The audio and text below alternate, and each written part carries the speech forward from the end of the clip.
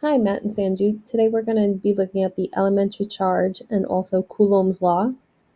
So make sure you have your notes packet printed out under the module section from Canvas. And make sure you take your attendance for day 2 on the Canvas quizzes before you begin. And you'll definitely need a calculator today and perhaps a copy of the Regents reference table. I could also add that under modules. If you don't have one, you could also just open it up from the internet and look right on it. But right here we have something called the elementary charge. We define this in electrostatics because it tells us the most basic unit of charge, and that would be the charge on a single subatomic particle. So remember what subatomic particles are. Those are protons, neutrons, and electrons. But if you recall from chemistry, neutrons have zero charge. So when we're talking about the elementary charge, we're never talking about neutrons. We're only ever thinking about the proton, which has a +1 elementary charge, or an electron, which has a -1 elementary charge. So you can see that both of those have equal amounts of charge, saying 1 elementary charge, but they have opposite signs. Proton is positive, electron is negative. Okay, so the elementary charge is the most basic unit of charge, and it's the charge on a single electron or a single proton. The unit in the metric system we use for charge is called the coulomb. We abbreviate this with a capital C. Okay, the symbol we use in equations for charge is lowercase q.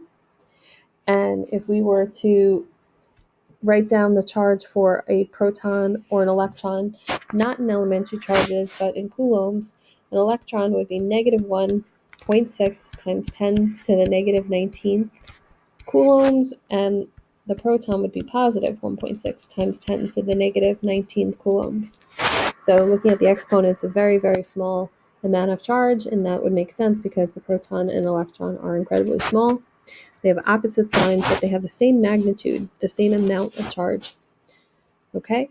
And this number happens to be equivalent to the elementary charge. So you're going to have to learn how to convert back and forth from elementary charges to coulombs. And this is on the front of your reference table. So you don't have to memorize that number, but we're going to be using it so much that you'll probably start to memorize it. Okay, so we're going to start off with looking at conservation of charge, and maybe we'll do some conversions for charge along the way. Okay? So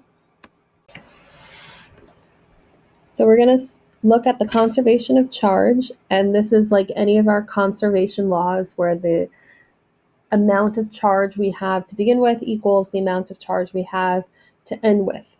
And you should think about this when you're sharing charge among two objects, okay? Whatever charge that the object initially has is going to be equal to the total charge among the shared objects. So the easiest way to think about this is to look at an example. And here it says we have sphere A, and it has a charge of +8 coulombs, and sphere B has a charge of -2 coulombs. If the two spheres are touched and then separated, what is the charge on each sphere? So let's start with that question. And I'm just going to draw a little picture so we can kind of understand what's happening. So initially we have +8 and -2 coulombs. The two objects are touched, then they're separated again. Okay, so when the objects touch, they're going to transfer charges. Now, if you recall from the first lesson, the charges that transfer are which type? Okay, and you should think, well, protons, they're stuck in the nucleus. So the only types of charges that transfer are electrons. If we look at these two objects, this one's +8, this one's -2. The object that has more electrons is the -2 because it has a negative overall charge. the positive 8 is missing 8 8 coulombs worth of electrons. Okay, so think about this anytime you have this type of problem. But here we have positive 8, negative 2. The way you handle this is you think about what's the net charge. Okay, Q net charge. So to do that, I'm just going to add a positive 8 plus negative 2 coulombs. So that's going to give me an overall net charge of positive 6 coulombs. This net charge is going to be split among the two objects. So we're going to divide this by two objects. So afterwards, this charge on sphere 1 is going to be positive 3, or sphere A, and sphere B is going to be positive 3 because the charges equal out. Just like when we looked at the electroscope, the positive charges repel from the positive charges and the negative charges repel from the negative charges, and objects tend to be neutral. So these objects want to even out their charge to get as close to neutral as they can, and that happens to be splitting the charge evenly. But if you look at the net charge, the sum between the two, it's still positive 6 coulombs, which illustrates the conservation of charge. And the net charge will always be the same no matter how many interactions the objects went through. Okay, so the final charge on each sphere is positive 3 coulombs. How many electrons were transferred from which sphere to which sphere? Well, go back to our discussion before. The negative 2 coulomb object had more electrons because it has a negative charge. So this one gave up electrons to the positive 8 coulomb sphere. All right, so we have to first figure out the magnitude of the charge transfer.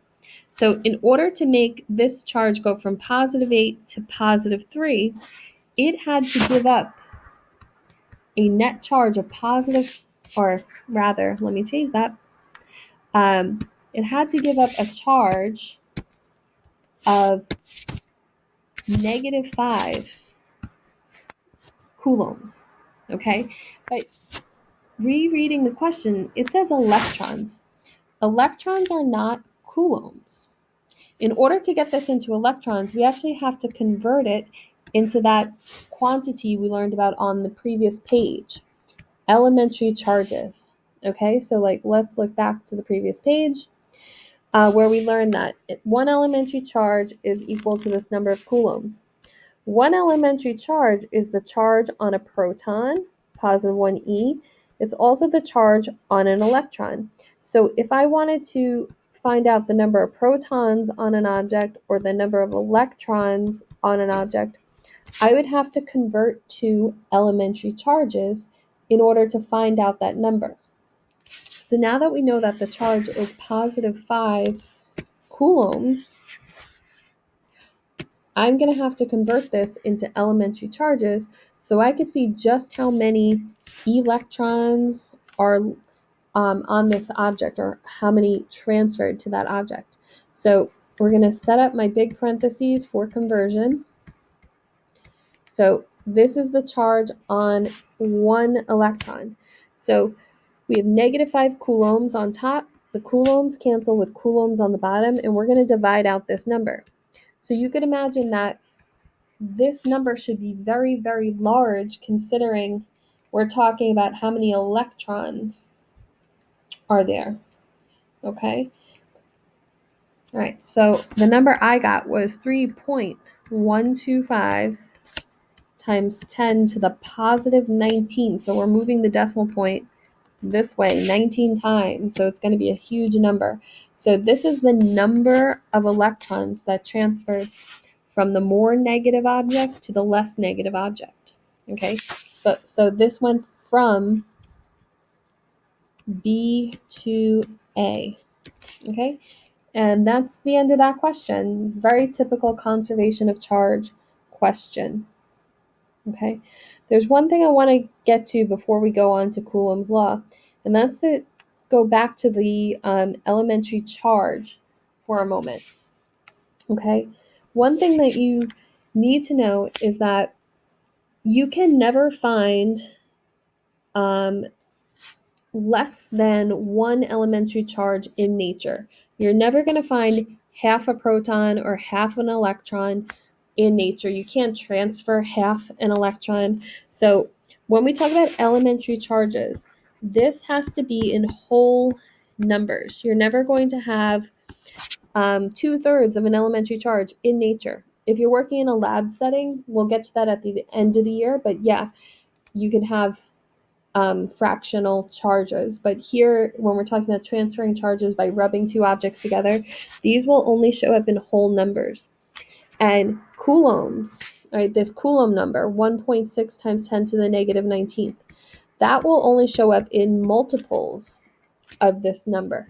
So 3.2 times 10 to the negative 19, 4.8 times 10 to the negative 19, those are all legitimate amounts of coulombs of charge. But they ask multiple choice questions, and they'll ask you, is this charge possible? And they'll try to trick you by giving you either decimals of elementary charges or non-multiples of the coulombs number. So kind of get it in your head that they like to use this number for multiple choice questions and also kind of trick questions to go along. All right, so now we're going to look at Coulomb's law. All right, Coulomb's law. This is for when we want to find the force of attraction or repulsion between two charged objects. If you recall the other day, we talked about how if you have positive charges next to positive charges or negative charges next to negative charges, they would repel from one another. Okay?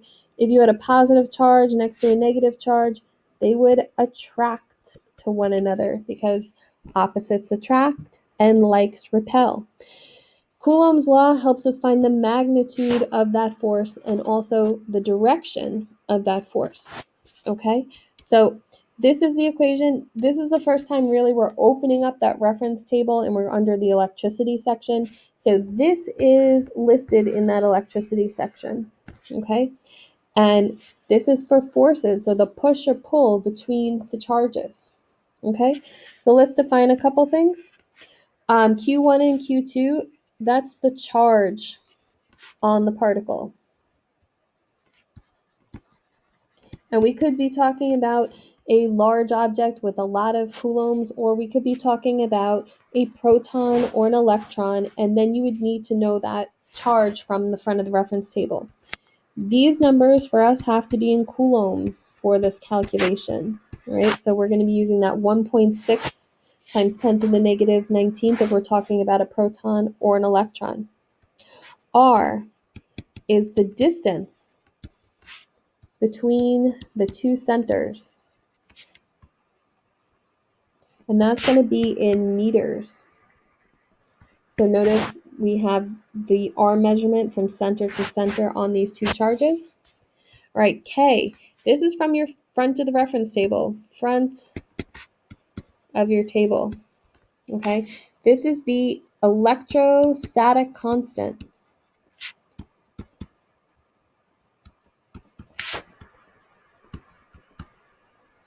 Right? And on the Regents reference table, they give you this long number, and it is what it is. It's on the front of the reference table, so it's not that hard to memorize. But it's going to be Newton meter squared over Coulomb squared. So for those of you who do not like units, there's a lot of units that you have to write down there. Okay? All right, and FE stands for electrostatic force. And all of our forces are measured in newtons. Okay, so these calculations are typically long, so you have to have your calculator ready to go, and you need to watch all of those units and all of those numbers before you forget something. Right, so we'll do a couple of these, and then I might ask you to try some on your own in the problems packet. All right, number 2, it says, what is the electrostatic force between a charge of positive 2.1 times 10 to the negative 5 coulombs and a charge of negative 4.6 times 10 to the fifth coulombs, separated by a distance of 5.8 times 10 to the negative 3 meters. Then we have a few other questions to answer.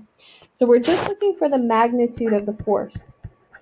So whenever we're looking for how much force is between the two particles, you can leave out, just for the calculations, the negative part of the number, like the negative charge on the number.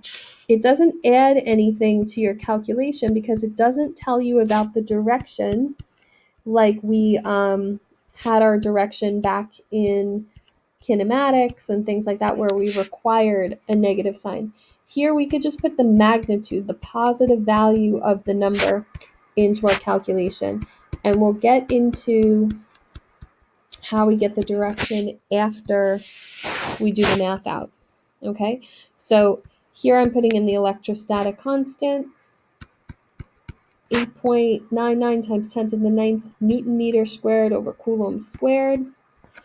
We have the two magnitudes, the positive values of our charges, 2.1 times 10 to the negative 5, and then I'm just putting in the magnitude of the negative value as well, so 4.6 times 10 to the negative 5. And then I have over here, all over the distance, 5.8 times 10 to the negative 3 meters. And that's going to be squared. You guys got to make sure that you are squaring the denominator. That's one of the most common steps that people forget. So after all of that plugging in and all of that time, I get this answer. I'm going to put it into scientific notation because it's a long number. So 1, 2, 3, 4, 5. Okay. So 2.62 times 10 to the fifth newtons, because we're talking about a force. This is good for the magnitude of our force. The part B of this question is the force between these charges attractive or repulsive? And then how do you know? Well, you have to go back to the original information. The first charge was positive. The second charge was negative. So we have a positive charge. We have a negative charge. These are opposite charges. What do opposites do? Well, they attract. Opposites attract. So that's how I get the direction, that this is an attractive force. And the positive and negative values don't tell me about the magnitude of the force. They tell me about the direction of the force, that it's attractive. Okay? So think about that after every question, whether it's positive or negative. All right, example 3, you're going to have to think about the proton and the electron again. Okay, so pausing the video for a moment.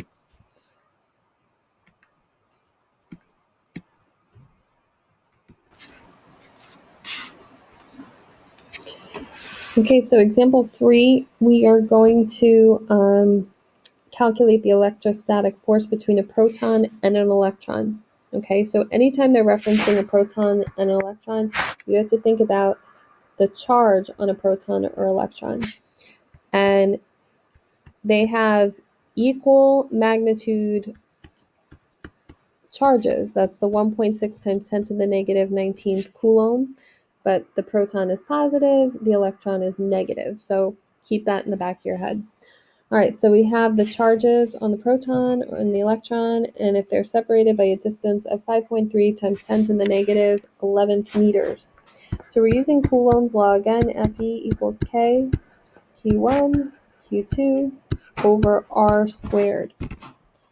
Okay, and you could start by filling in the electrostatic constant.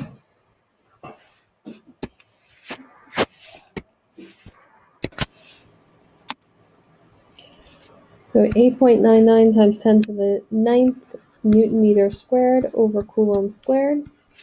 We're going to multiply that by the charge on a proton, 1.6 times 10 to the negative 19th coulombs. And once again, the magnitude of the charge on an electron is 1.6 times 10 to the negative 19 coulombs the same. And then all over the distance. And don't forget to square the denominator. So I would definitely try these in your calculator because a lot of students make mistakes when they are doing these calculations, and it's always good to give them a try so you don't make that mistake. And just give me a minute here. I am putting it in. All right, so I got 1.02 times 10 to the 15th newtons as my force. Okay, and they didn't ask us if it's attractive or repulsive, but once again, if you think about a proton and an electron, they have opposite charges. They would attract to one another.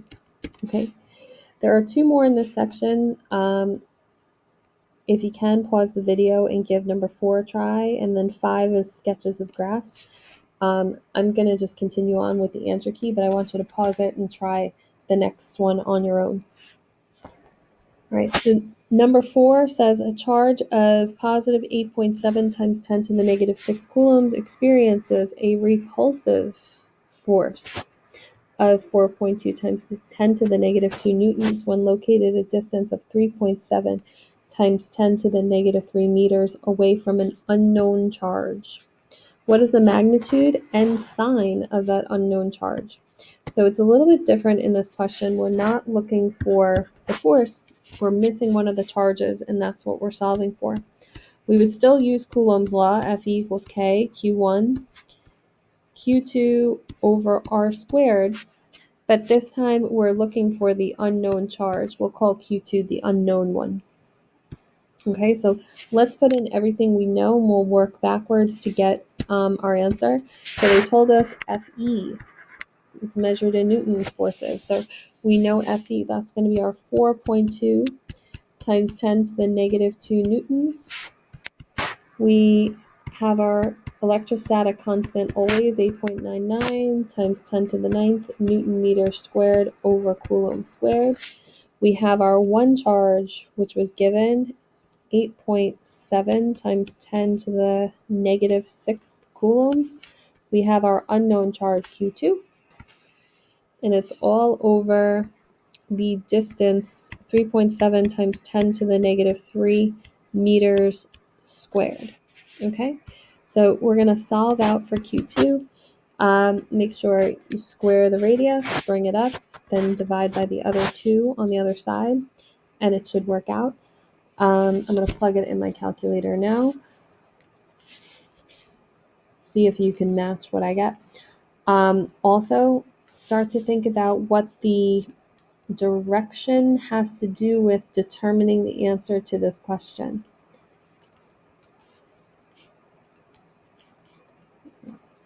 All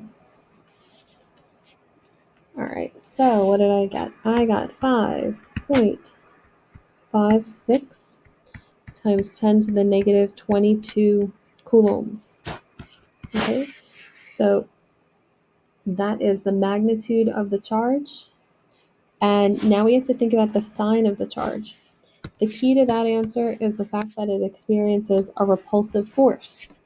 And they told us the magnitude of Q1 is, and the sign of Q1 is positive.